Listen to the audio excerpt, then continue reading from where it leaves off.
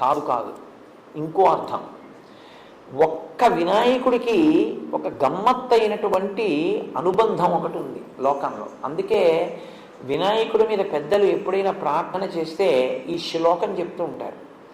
శ్రీకాంతో మాతులో యస్య జననీ సర్వమంగళ జనక శంకరో దేవ తం వందే కుంజరాననం అని చెప్తారు.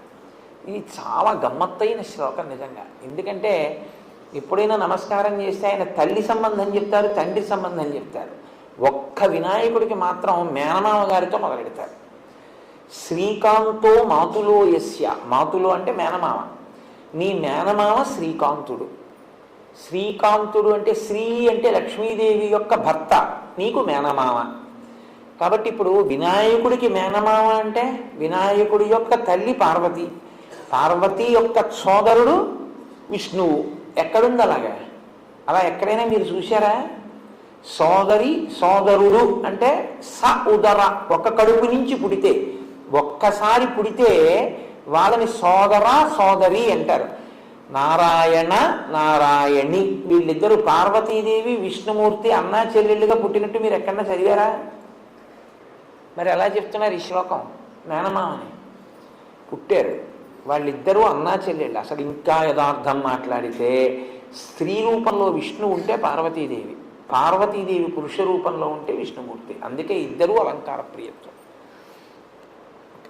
కనుక ఇప్పుడు శ్రీకాంతో మాతులో యస్య, ఎప్పుడు పుట్టారు వాళ్ళిద్దరు? ఒక్కసారి.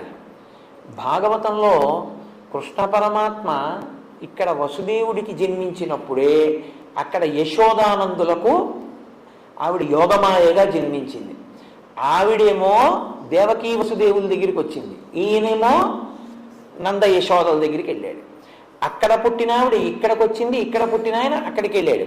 ఇద్దరికీ ఒక్కరే తల్లిదండ్రులు నంద యశోదలు. కాబట్టి వాళ్ళిద్దరూ అన్నా చెల్లెళ్ళు. భాగవతంలో ఏమి తత్వంలో వాళ్ళిద్దరూ అన్నా చెల్లెళ్ళు. అందుకే మిగిలిన పేర్లు భార్యాభర్తృ సంబంధం చెప్తాయి. రుద్ర రుద్రాణి అంటే రుద్రుడు రుద్రాణి భార్యాభర్తలు, శివ శివాని భార్యాభర్తలు, భవ భవాని భార్యాభర్తలు, నారాయణ నారాయణి భార్యాభర్తలు గారు అన్నా చెల్లెళ్ళు. నారాయణ నారాయణి అన్నా చెల్లెళ్ళు అయితే ఇప్పుడు వైష్ణవము శైవము బంధుత్వం వచ్చింది. ఈ బంధుత్వంలో వినాయకుడికి మేనమామ విష్ణుమూర్తి, నీ మేనమామ విష్ణుమూర్తి, మేనమామల ముద్దు మేలైన ముద్దు. కాబట్టి ఇప్పుడు వినాయకుడికి నమస్కారం పెడితే విష్ణుమూర్తి ప్రీతి చెందుతాడు. ఎందుకంటే మా మేనల్లుడిని పూజ చేస్తున్నాడు వీడని. అత్తయ్యో లక్ష్మీదేవి. శ్లోకం దేంతో మొదలైంది? మంగళప్రదమైన శ్రీకారంతో మొదలైంది. శ్రీకాంతో మాతులో యస్య, విష్ణువు అనుగ్రహం కావాలంటే వినాయకుడికి నమస్కారం పెట్టాలి. జనని సర్వమంగళ, ఆ తల్లి ఎవరు? ఆవిడ సర్వమంగళ, అన్ని మంగళములే చేస్తుంది ఆవిడ. అసలు ఆవిడే మంగళసూత్ర రూపంలో ఉంటుంది. అందుకే సర్వమంగళారాధన చేస్తే కానీ మంగళసూత్రం కట్టరుగా. కాబట్టి ఆవిడ లోకములన్నిటిలోనూ కూడా మంగళములకు మంగళం ఆ తల్లే, సర్వమంగళస్వరూపం. నీ తల్లో సర్వమంగళ, నీ తండ్రో జనక శంకరో దేవో శంకరోతీతి శంకర. శుభములను చేయువాడెవరో ఆయన శంకరుడు. శుభములను చేసేటటువంటి శంకరుడు నీకు తండ్రి. తం వందే కుంజరాననం. ఓ ఏనుగు ముఖం ఉన్నవాడా, నీకు నమస్కారం. నీ ముఖం చూస్తే ఏమైంది? నమస్కారం పెడితే లక్ష్మీ కటాక్షం వచ్చింది. ఇప్పుడు ఆయనతో అనుబంధాలు ఉన్న వాళ్ళందరూ ఏం చేస్తున్నారు? మేలే చేస్తున్నారు. శ్రీకాంతో లక్ష్మీ భర్త, సర్వమంగళ మంగళసూత్రాన్ని కాపాడుతుంది, ఎప్పుడు మంగళాలు ఇస్తుంది. శంకరో, ఆయన ఎప్పుడు శంకరోతి, ఆయన శుభాలు చేస్తుంటాడు. నువ్వు అసలు చూస్తే శుభమిస్తావు, కుజరానన. కాబట్టి ఇప్పుడు సుముఖ, నీకన్నా మంచి ముఖం ఉన్నవాడు ఎవరా? కాబట్టి సుముఖ కాదు, ఇంకో అర్థం. ఒక్క నామానికి ఎన్ని అర్థాలంటే ఎప్పటికి పోతాయి? 16 నామాలు. సరే, ఏదో ఎంతవరకు జరిగితే అంతవరకు. వీలైతే 16 ఏదో అలా ఒకసారి విహంగ వీక్షణం చేసేస్తాను ఆఖరణ. సుముఖ అంటే ఎప్పుడూ మాట్లాడకూడదు, అదే పనిగా మాట్లాడుతూ ఉండడం తప్పు. భూపసభాంతరాళముల పుష్కల వాక్చతురత్వము ఆజి బాహాపటు శక్తియున్ ఇషమునందనురక్తియు ప్రకృతి సిద్ధ గుణంబులు సజ్జనాళికిన్. ఆయన్ని మామూలుగా మీరు ఎప్పుడన్నా చూస్తే ఏమిటండి ఆయన ఆయన ఏంటంటే ఆయనకేం తెలుస్తుందంటే అలా ఉన్నాడు అనుకుంటారు. ఆయన సభలోకి వచ్చి కూర్చున్నాడు అనుకోండి, శారద నాలుక మీద నర్తిస్తుంది. అలా సభలో మాట్లాడగలగాలి. బయట అవసరం లేదనుకుంటే రూపాయిని ఎంత జాగ్రత్తగా ఖర్చు పెడతారో అంతకన్నా జాగ్రత్తగా మాట ఖర్చు పెట్టాలి. అవసరం లేదనుకుంటే మౌనంగా ఉండాలి. ఇది తెలిసి ఉంటే రెండు సాధిస్తాయి. మీరు ఎక్కడ మాట్లాడాలో అక్కడ మాట్లాడతారు, ఎవరి దగ్గర మాట్లాడకూడదో వాళ్ళ దగ్గర మాట్లాడకుండా ఉండగలుగుతారు. లోకంలో ప్రతి ప్రాణికి కూడా నోరు పైకి ఉంటుంది, కళ్ళు పైకి ఉంటాయి, కంటిని రెప్పలు మూస్తాయి, నోటిని పళ్ళని పెదవులు మూస్తాయి. కంటిని రెప్పలు మూసిన చూపులో రెప్పకి పాత్ర లేదు.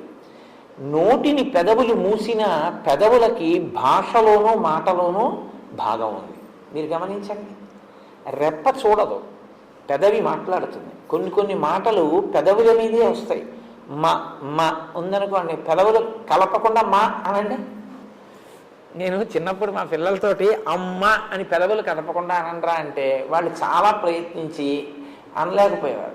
మీరు అనండి అనేవారు వాళ్ళు చికాకు వచ్చి. ఏముందిరానో తామలపాకు కింద పెదవి మీద పెట్టుకుని అమ్మ అంటే కలవలేదుగా తామలపాకు అట్టొచ్చింది అంటే నా మీద వాళ్ళు చాలా కోపడు, మీరు అన్నీ ఇలాంటి పనులు చేస్తారు నాన్నగారు. ఏదో పిల్లలతో అలా ఆటలాడుతున్నారు. సరే, అది వేరు విషయం అనుకోండి. కాబట్టి పెదవికి మాట యందు పాత్ర ఉంది. నోరు సమస్త ప్రాణులకు బయటికే ఉంటుంది, కప్పబడి ఉండదు. కానీ మీరు పెద్దలతో మాట్లాడుతున్నారు అనుకోండి, ప్రత్యేకించి గురువు గారితో మాట్లాడుతుంటే ఎప్పుడూ నోటిని ఇలాగే ఉంచి మాట్లాడకూడదు. ఎందుకంటే అలా మాట్లాడితే గబుక్కుని మీ నోటి తుంపర ఆయన మీద పడిందంటే మహాపచారం కిందకు వస్తుంది. అందుకని ఇలా పెట్టుకుని ఉండాలి, ఇలా పెట్టుకుని ఉండి మాట్లాడాలి. హనుమ ఎప్పుడు రాముడి దగ్గర ఇలా ఉంటారు, ఆజ్ఞాపాలక హనుమ అని ఎక్కువ మాట్లాడరు. లోకంలో ఎప్పుడు నోటి మీద చెయ్యి వేసుకుని ఉండే ప్రాణి ఏదో తెలుసా అండి? ఒక్క ఏనుగి. ఎందుకని? ఏనుగు తొండానికి కర్రము అని పేరు, చెయ్యి. ఒక్క ఏనుగు నోరు మాత్రం పైకి కనపడదు, నోటి మీద చెయ్యి అడ్డుంటుంది, ఇలాగ తొండం అడ్డుంటుంది. అంటే నోటికి చెయ్యి అడ్డు పెట్టుకుని అత్యంత వినయంతో మాట్లాడవలసిన చోట మాట్లాడతాడు. ఎప్పుడూ నోటికి చెయ్యి అడ్డు పెట్టుకుని మౌనంగా ఉంటాడు. ఆయన కన్నా అంత గొప్ప ముఖంతో ఉండి, అంత విద్వాంసుడిగా, అంత మంచి ప్రవర్తన కలిగిన ముఖంతో ఉన్నవాడు లోకంలో ఇంకెవరున్నారు? ఆ ముఖంతో మనకు అంత నేర్పుతున్నాడు. కాబట్టి సుముఖ, ఎప్పుడూ మాట్లాడుతూ ఉండకు, మౌనం కూడా నేర్చుకో అని చెప్పడానికి ముఖమునకు చెయ్యి అడ్డు పెట్టుకున్నవాడు. అంటే నోటికి తొండం అడ్డు ఉంటుంది కాబట్టి సుముఖ. ఇన్ని అర్థాలు పెట్టారండి. సరే, అక్కడతో వదిలిపెట్టేశాను. ఇంకా సుముఖ ఏకదంతశ్చ, సుముఖశ్చైకదంతశ్చ అని కలిసిపోతుంది శ్లోకంలో. ఏకదంత అంటే ఒక్క దంతమే ఉన్నవాడు. ఏనుగుకి చాలా అందమైంది ఏది అంటే దాని దంతమే. దానికి రెండు దంతాలు ఉంటాయి, ఇటుక దంతం ఇటుక దంతం తొండానికి. కానీ విఘ్నేశ్వరుడికి కుడి చేతి వైపు దంతం ఉండదు. ఎందుకు ఉండదు అంటే ఆయనే విరిచేశాడు. ఎందుకు విరిచేశారు అంటే మహాభారత రచన చేయవలసి వచ్చింది. వ్యాసుల వారు, నేను వేగంగా శ్లోకాలు చెప్పేటప్పుడు వ్రాయగలిగినటువంటి సమర్థుడెవరు అని అడిగారు. విఘ్నేశ్వరుడు రాస్తాడన్నారు. మరి ఆయన, నేను మధ్యలో ఆపను, నేను చెప్తుంటే రాసేయాలన్నారు.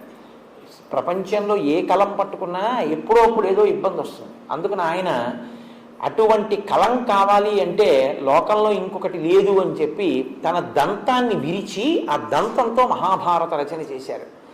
అంటే అత్యంత అందం ఏనుగుకి దంతమే. అందుకే ఏనుగు దంతాలు అంటారు. ఏనుగు దంతం అంత అందం ఏనుగుకి.